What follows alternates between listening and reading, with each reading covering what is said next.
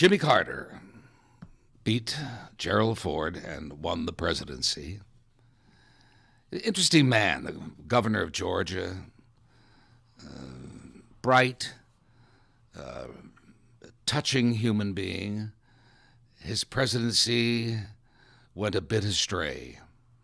If you recall, at the end of his presidency, when he lost it to Ronald Reagan, the country was not in very good shape financially, in a number of ways. It was not people out of work, interest rates way too high. We did this interview after his presidency, and I had a chance to ask him about it. I also was very fond of his mother, Lillian. She was a great lady and a great character, and she chose, when we finally did her interview, to do it while I was appearing in Las Vegas. When I said to him, are you sure you want to do an interview on the stage of Caesar's Palace in Las Vegas? I don't know about your son being the president and you appearing in Las Vegas. She said, a son does not tell his mother what to do. Well, here is the son, President Jimmy Carter. I think it'd be fun if you brought us up to date on your famous family. Mrs. Carter is writing a book? Yes, Rosen's writing an autobiography that'll be published next fall.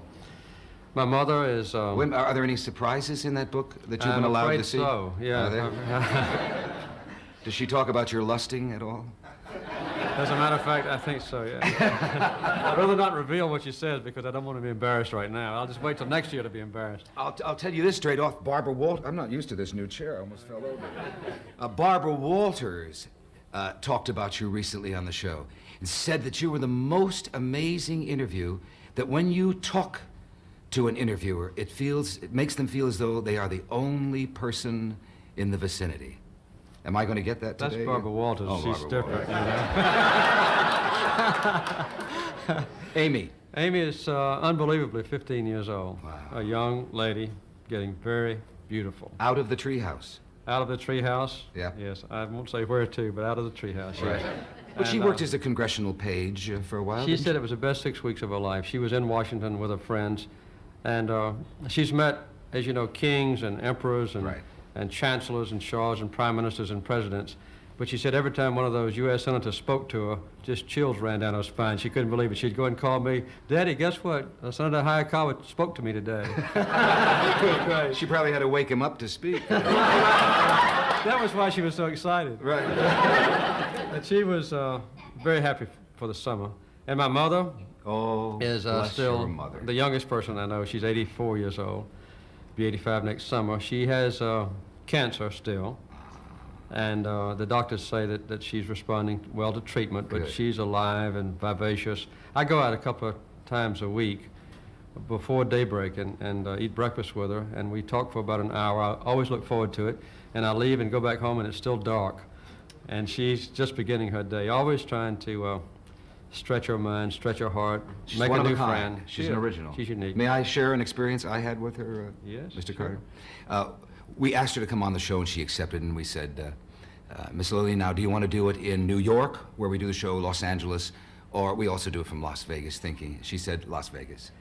And I said, Miss Lillian, we usually do an entertainment show there because of the big audiences at Caesar's Palace. She said, I'll do Las Vegas. So I said, well, okay. So she came in, and we did the show. And she said, now, Merv, I want to see what goes on here. And I said, okay, we'll go to dinner, and a nice dinner.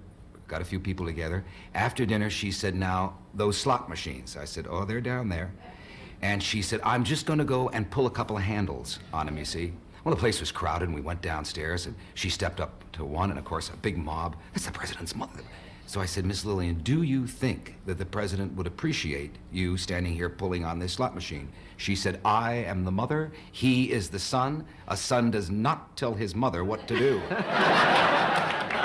In no uncertain terms. That sounds just like my mama. What's your rarest experience in your mother meeting head of state or something that she might have said?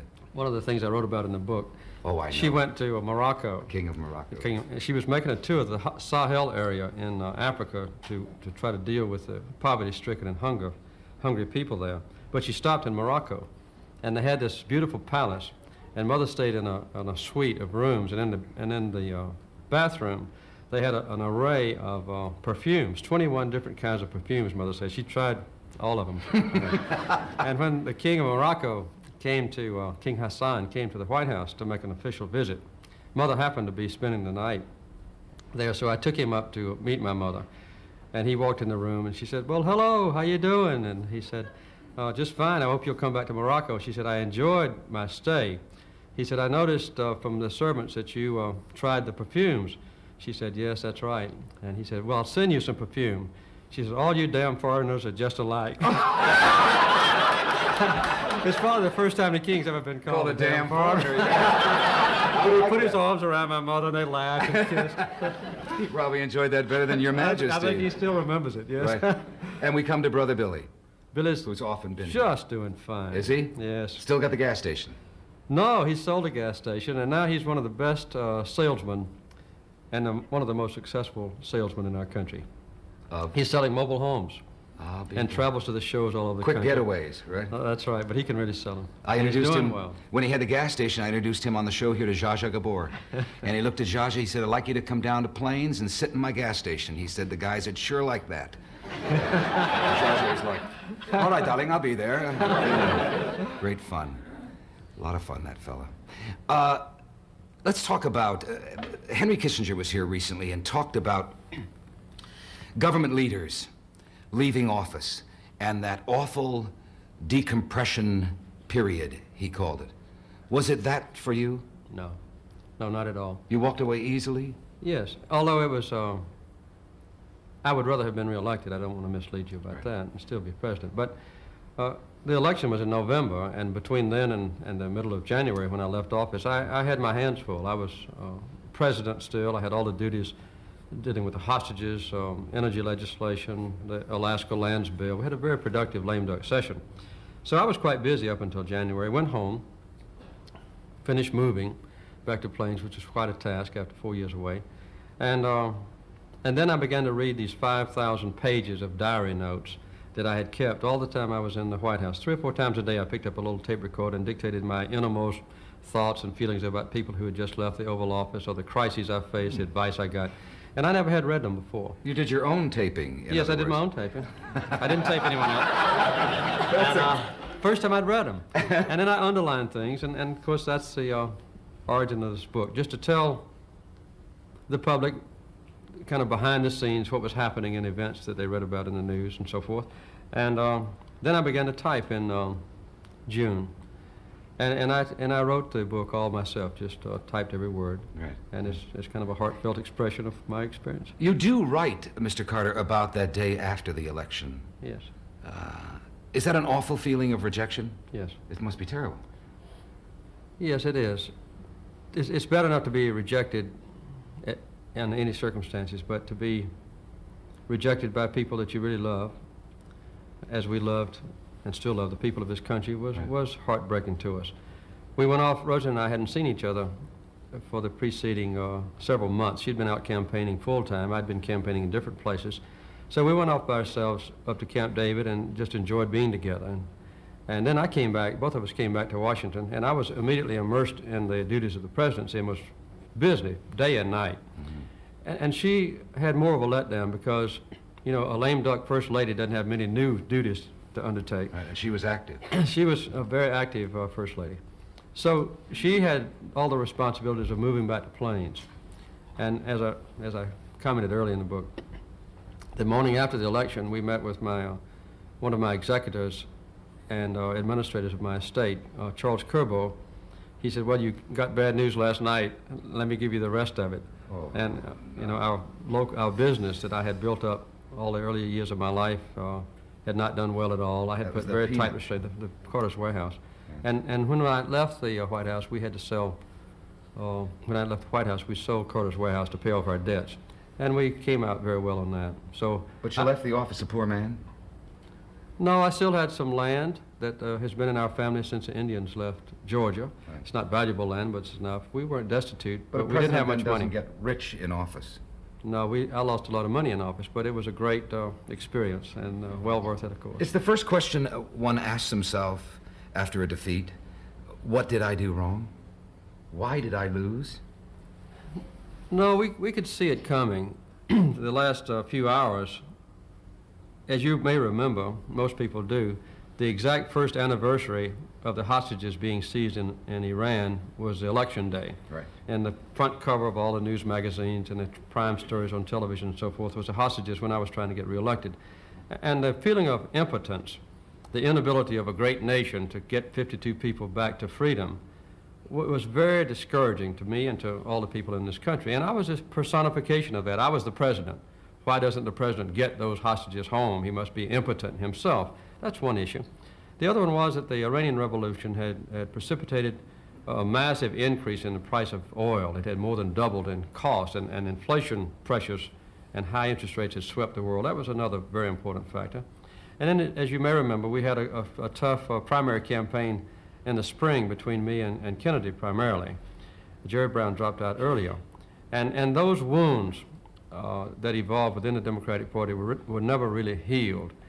If you ask most people, what do you remember about the 1980 Democratic Convention, they'll say, I remember that Kennedy's endorsement of you and Fritz Mondale was not an enthusiastic one. Mm-hmm. And a lot of Democrats either didn't vote or they voted for John Anderson or someone else. So those were three of the major factors, and of course they weren't unpredictable. They weren't a major surprise for us.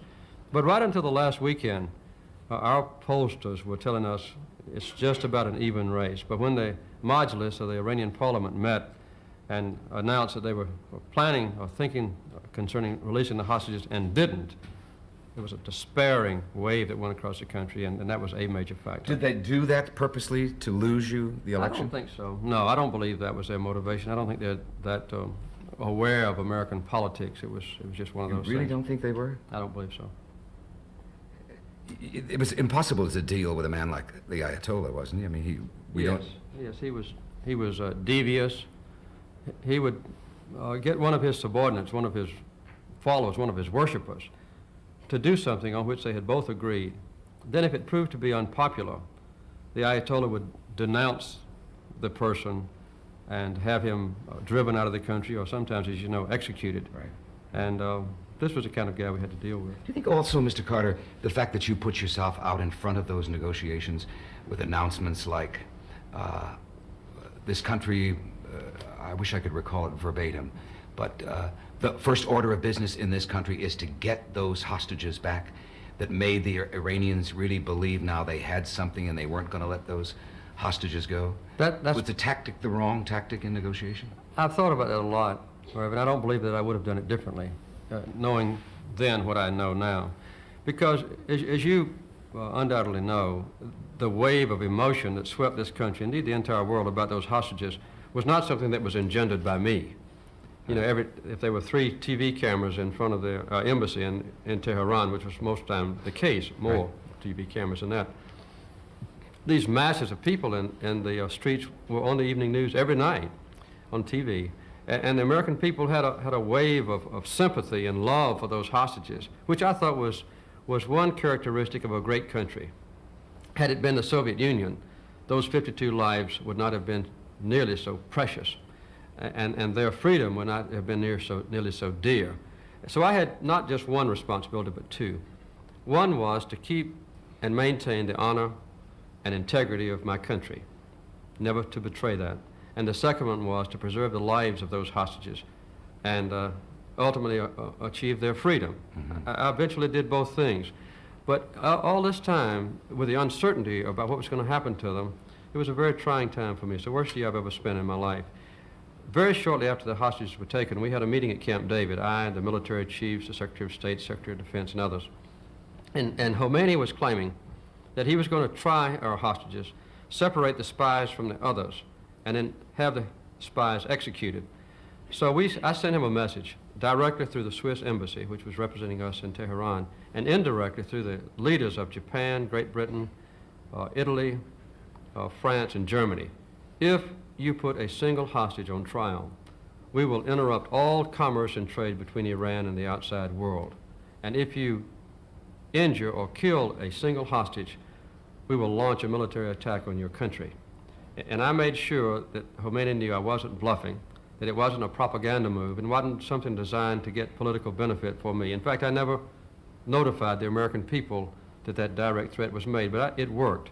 And as you know, in spite of his threats, no hostage was ever tried, and no hostage was ever killed or lost. Hamilton Jordan, your chief of staff, was on the show recently and said that you had a premonition of it all. You said in a meeting with all of them, I think it's really, he said that it surprised them, that you said, if I allow asylum in the United States to the Shah of Iran, they will take the embassy as hostages. That was fairly close to the conversation, yes. I was, the two last holdouts about letting the Shah come into our country was Secretary of State Cy Vance and me. And then we had the doctors go down and examine the Shah, who was very ill. Right. The doctors from the medical center in New York and also the senior medical doctors at the State Department. They both certified to Vance and to me that the Shah was afflicted with a fatal terminal illness, cancer, and that he could not get adequate diagnosis or treatment except in New York. When that message came to me and Vance, I didn't hesitate 2 minutes to say, let the Shah come into New York for treatment. At the same time, we notified the leaders of Iran, the Prime Minister, whose name was Bazagan, and the Foreign Minister, whose name was Yazdi, that we were going to let the Shah come into New York for medical treatment. He would not be engaged in any political activities. And we got a reaffirmation of their constant pledge that our embassy and its reduced staff would be protected. And under those circumstances, the Shah came in. I think they really intended to carry out that commitment to us. After the militants went into the compound, the Ayatollah Khomeini sent his son there and in effect endorsed what the militants had done. Bazagan and Yazdi resigned in protest against this, but the damage was done. And I think even then, studying all aspects of it from our intelligence sources and from Iranians who were involved and so forth, the militants never intended to stay in the compound very long. But in doing this dastardly act, which was a violation of all historically recorded treatment of foreign diplomats in a foreign country, they became instant heroes in Iran. And the thing dragged on, as you know, week after week, ad nauseum, until the whole world was sick of it. Mr. Carter, I would suspect that your Camp David agreement is your shining achievement in the presidency. You must be most proud of that.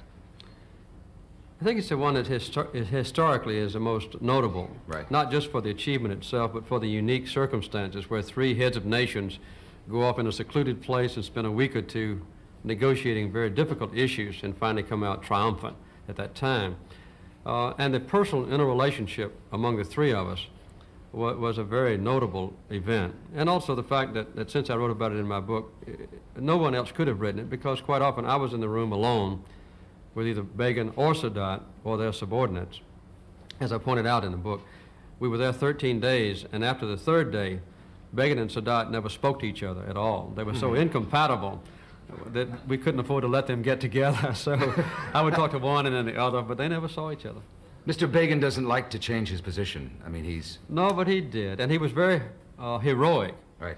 in making changes in his past positions, his campaign commitments, and even contrary to what his own political party wanted. As a matter of fact, since Camp David, his own party have never voted in the Knesset in favor of the concessions that Begin made at Camp David. Will the agreement continue to work in this very volatile Middle East? It's the only ball game in town. I can't say that it'll work, but it has within it, signed by Sadat, signed by Begin, and signed by me, the basic elements that are required in a Mideast peace settlement.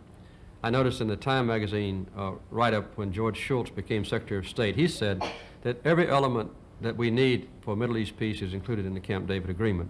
It has Israeli security, Israeli recognition by her neighbors, the solution to the Palestine issue, withdrawal from the West Bank, those things that are included in UN Resolution 242, reconfirmed by Prime Minister Begin, and a permanent status for peace in that region is all spelled out. Will Mr. Sadat's signature on that hold? Yes. With the new government?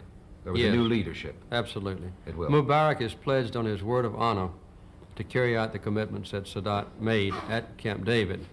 And there's no doubt in my mind at all that he will betray that commitment. And every action that Mubarak has taken since Sadat's death, in my judgment, has been compatible with what I think Sadat would have done had he lived. Right. And now what about you, Mr. Carter? You going to run again for No. elective office? No. You're teaching? I've I'm seen teaching. you in the news. Yes, I'm a professor at Emory University. I teach there 2 full days and 1 night a month. I'll be building a presidential library. I'll have a teaching experience in the library itself, not just about my life, but about the life of all 39 presidents who've served this country since George Washington, the first one, all the way through me. And just to show what our country is, its essence, how it developed, the crises we faced, the settlements that were made, how the population in all its heterogeneity has developed, how our ideals and principles have evolved. And then across a small lake, I'll build a place that I'll work the rest of my active life. It'll be known as the Carter Center of Emory University. It'll be a branch of Emory University. And there I'll work on major issues that I think are important to our country and to the world that I don't think can be as well assessed in a government or in a major university or in an institute. You have no rapport with Mr. Reagan at all? No. None at all? Unfortunately, I don't. And in the Democratic Party, will you continue to be a voice, a Yes. strong voice? Yes, I will. I heard you on television today say that you would not support the nomination of Ted Kennedy. Yes, I will. If Kennedy... No, the nomination. Oh, I don't intend to get actively involved in the Democratic nomination process. I'm not going to campaign for one Democratic nominee, a candidate, in preference to the others.